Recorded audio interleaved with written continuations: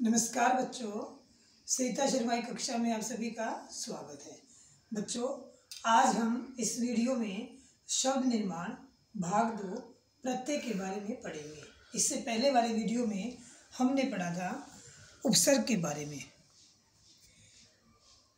इनसे बच्चों आपको एक चीज़ का तो ज्ञान हो ही गया है कि उपसर्ग और प्रत्ययों के योग से नए नए शब्दों का निर्माण होता है। तो बच्चों, आज हम पढ़ते हैं प्रत्यय के बारे में।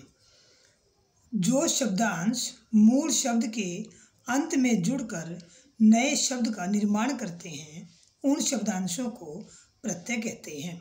जिस प्रकार उपसर्ग 3 प्रकार के थे, उसी प्रकार प्रत्यय भी 3 प्रकार के हैं। तत्सम संस्कृत के, तद्भव हिंदी के, आगत विदेशी भाषाओं के। लेकिन प्रत्ययों में एक बात जोड़ना चाहेंगे कि प्रत्यय जिन शब्दों के साथ जुड़ते हैं, यानी मूल शब्दों की प्रवृत्ति के आधार पर हम उनका वर्गीकरण 2 भेदों में करते हैं।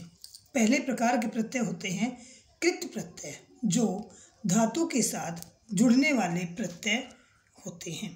धातु यानी क्रिया का मूल रूप। नाम से ही पता चल रहा है बच्चों, कृत यानी करना, और क्रिया से भी किसी कार्य के करने या होने का पता चलता है। तो धातु के साथ जुड़ने वाले प्रत्यय कृत प्रत्यय कहलाते हैं, और कृत प्रत्यय से जो नए नए शब्द बनते हैं वो कृदांत शब्द कहलाते हैं। तो एक तालिका बच्चों मैंने बनाई है, इस पर एक दृष्टि डालते हैं। यहाँ धातु यानी मूल शब्द, ये प्रत्यय और ये नए शब्दों का निर्माण। लिख में ना प्रत्यय लिखना, लिख में आवट प्रत्यय लिखावट। पठ अनीय प्रत्यय पठनीय। पढ़ आकु प्रत्यय पढ़ाकू, ना प्रत्यय पढ़ना, और इसी में अगर ता प्रत्यय जोड़ देंगे बच्चों तो पढ़ता बन जाएगा। बह आव प्रत्यय बहाव, ना प्रत्यय बहना। पी धातु अक्कड़ प्रत्यय मूल शब्द, नया शब्द क्या बना बच्चों, पियक्कड़, और पी में अगर ना प्रत्यय जोड़ेंगे तो पीना। खा धातु ना प्रत्यय खाना, आऊ प्रत्यय खाऊ, ता प्रत्यय खाता। सो धातु ना प्रत्यय सोना, सो धातु ता प्रत्यय सोता। इन धातुओं को, ये मूल शब्द हैं बच्चों, धातु में जुड़ रहे हैं, इसलिए तालिका इस प्रकार से आपके सामने बनाई गई है। भाग मूल शब्द ओड़ा प्रत्यय भगोड़ा, भाग ना प्रत्यय भागना, ता प्रत्यय भागता। सड़ में अगर ईयल जोड़ेंगे तो बनेगा सड़ियल। इसी तरह अगर मर में ईयल जोड़ेंगे तो बन जाएगा मरियल। सड़ में ना प्रत्यय जोड़ेंगे सड़ना। लूट मूल शब्द एरा प्रत्यय लुटेरा, लूट में ना जोड़ेंगे तो लूटना। बिछ होना बिछोना, बिछ आवना बिछावना। खेल आड़ी, नया शब्द क्या बना बच्चों, खिलाड़ी। खेल में ना खेलना, खेल में ता खेलता। तो ये बच्चों आपने देखा, ये सिर्फ बच्चों उदाहरण के तौर पर लिखे गए हैं। इनमें जो ये प्रत्यय है ये अनेक शब्दों में जुड़कर अनेकों प्रकार के नए नए शब्दों का निर्माण करेंगे। अब हम बात करते हैं बच्चों तद्धित प्रत्यय की। 2 ही प्रकार के बच्चों मुख्य रूप से शब्द देखने में आते हैं। एक होते हैं क्रियात्मक शब्द, जिसको हम क्रिया कहते हैं, और उनका मूल रूप धातु कहलाता है, जिनके बारे में मैंने आपको अभी अभी बताया है। दूसरे होते हैं बच्चे संज्ञा सर्वनाम विशेषण।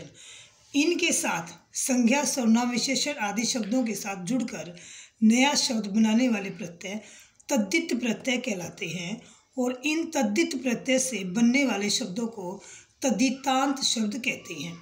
अब इसकी तालिका देखते हैं। ये मूल शब्द है बच्चों, ये प्रत्यय और ये नए शब्द। देह में अगर त्व जोड़ेंगे देवत्व, ता जोड़ेंगे देवता। बच्चा में पन जोड़ेंगे बचपन, नीला में पन नीलापन, वहीं पर अगर इमा हो जाएगा तो नीलिमा।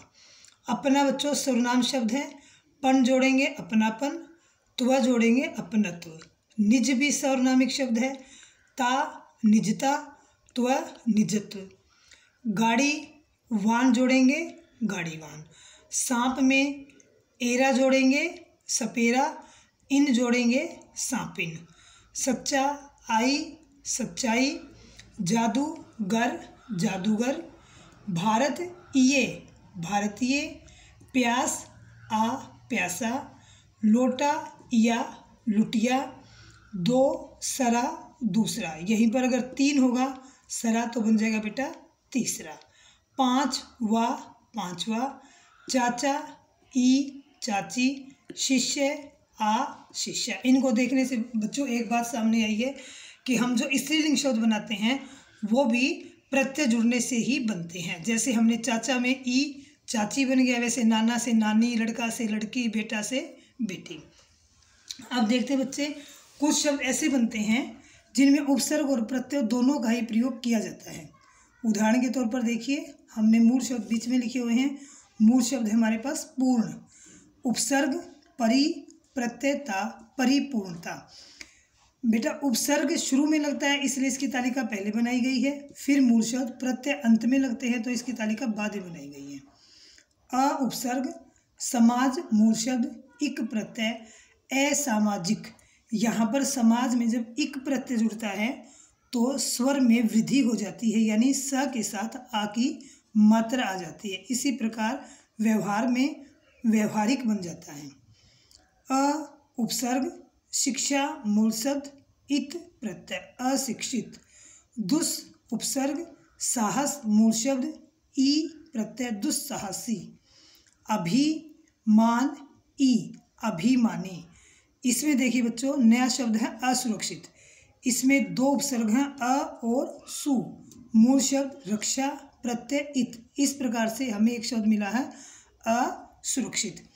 कुछ उपसर्ग बच्चों पिछली वीडियो में रह गए थे आपको बताने। अब देखिए यहाँ उपसर्ग लिखा हुआ है सम, मूल शब्द है न्यास। जहाँ पर उपसर्ग में ये म होता है वहाँ पर नया शब्द बनेगा तो उसका अनुस्वार का बिंदु बन जाता है। यानी जहाँ भी आपको स से किसी शब्द की शुरुआत है और वहाँ पर अनुस्वार का बिंदु है तो उसमें उपसर्ग जो है सम मानेंगे। सम, सार, संसार। ये आगे जो लिख रखे बच्चों ये आगत उपसर्ग हैं। ब गैर, बगैर। बा अदब, बा अदब। बद नाम, बदनाम। सरफरोश, सरफरोश। खुश मिजाज, खुश मिजाज। दरअसल, दरअसल। ना लायक, नालायक। कमज़ोर, कमज़ोर। ये जितने उपसर्ग आपको बताए हैं ये सारे उर्दू फारसी के उपसर्ग हैं। अब बच्चों बात आती है कि परीक्षाओं में उपसर्ग और प्रत्यय संबंधित प्रश्न किस प्रकार से पूछे जाते हैं। अगर हम विद्यालय की शिक्षा की बात करें कक्षा 9वीं की तो अधिकतर 2 प्रकार से प्रश्न पूछे जाएंगे। आपको उपसर्ग या प्रत्यय दिया जाएगा और उससे आपको नए शब्द बनाने हैं, या फिर आपको नया शब्द दिया जाएगा उसमें से आपको उपसर्ग प्रत्यय अलग करके मूल शब्द को अलग करना है। लेकिन अगर बच्चे कोई हिंदी ओलंपियाड है या और किसी प्रकार की प्रतियोगी परीक्षा है तो उसमें प्रश्नों के प्रकार इस प्रकार भी हो सकते हैं। देखिए पहला एक उदाहरण मैंने आपके सामने रखा है। स्वागत के लिए सही विकल्प क्या है। 4 विकल्प आपको मिलेंगे, इसके लिए आपको ठीक विकल्प चुनना है। स्व प्लस आगत, स्वः प्लस गत, सु प्लस आगत, स्व प्लस गत। बच्चों इसमें सही आंसर आपने दिमाग में सोच लिया होगा, फिर मैं आपको बता देती हूँ। इसका सही आंसर है सु प्लस आगत। दूसरा प्रश्न है बच्चों, किस शब्द में सम उपसर्ग का प्रयोग हुआ है। सम्मान, संसर्ग, संन्यास, उपर्युक्त सभी। सम्मान में बच्चों सम हलंत लगा हुआ है, इसका मतलब ये आधा ही है। संसर्ग अभी आपको बताया था कि स अगर अनुस्वार के साथ आता है तो उसमें 100% सम उपसर्ग ही होता है। इसी तरह संन्यास में भी स पर अनुस्वार है तो इसमें भी सम उपसर्ग है। तो बच्चों आप समझ गए होंगे इसका सही उत्तर क्या है, उपर्युक्त सभी, यानी इन तीनों में ही सम उपसर्ग का प्रयोग हुआ है। कौन सा शब्द 2 उपसर्गों के योग से बना है। समालोचना, प्रादुर्भाव, पराकाष्ठा, प्रत्यय। बच्चों जब ऐसी परिस्थिति आपके सामने आती है तो उसमें उपसर्ग पहचानने का सही तरीका है उस शब्द को सस्वर पढ़ा जाए या मन ही मन में अच्छे से उस शब्द के टुकड़े कर कर उसको पढ़ा जाए। अगर हम इसको पढ़ते हैं, प्रादुर्भाव एक उपसर्ग है, प्रत्येक में प्रति और एक प्रति उपसर्ग है। पराकाष्ठा प्रा उपसर्ग है, काष्ठा मूल शब्द है। समालोचना, समालोचना में सम आलोचना यानी समालोचना में दो उपसर्गों का प्रयोग हुआ है। सम ये वाला उपसर्ग जो अभी बताया था, और आ और लोचना। अगला शब्द है बाजारू। शब्द में प्रत्यय है आरू, आरू, ऊ, रू। अब इसमें देखिए बच्चे, इस शब्द को अभी जो मैंने तरीका आपको बताया था कि बोलकर देखेंगे। बोलिए बाजारू। बाजारू शब्द बोलेंगे तो कहीं कहीं इसका अर्थ हमारे दिमाग में आएगा और एक मूल शब्द भी हमारे पकड़ में आएगा जो आया है बाजार। बाजार अगर पकड़ में आ गया तो क्या रह गया? ऊ। तो बच्चों इसका सही उत्तर है ऊ। ई प्रत्यय से बना शब्द त्यागी, स्वामी, स्वामिनी, दिल्ली। त्यागी, त्याग मूल शब्द है, ई इसमें प्रत्यय है। स्वामी अपने आप में मूल शब्द है। स्वामिनी, स्वामी का स्त्रीलिंग है जो इन्हीं प्रत्यय से बना है। दिल्ली अपने आप में मूल शब्द है जो कि एक शहर का नाम है। तो इसका सही उत्तर है त्यागी। तो बच्चों आपने पढ़ा उपसर्ग और प्रत्यय। मुझे आशा है आपको समझ में आया होगा, और सिर्फ कक्षा 9वीं में नहीं, आगे फिर भी कभी आपको आवश्यकता पड़े किसी प्रतियोगी परीक्षा में, हिंदी ओलंपियाड में या किसी परीक्षा में, तो आप इन वीडियोस को देखिए, अपना ज्ञान बढ़ाइए। अगली वीडियो में जल्द ही आपसे मिलते हैं। धन्यवाद बच्चों।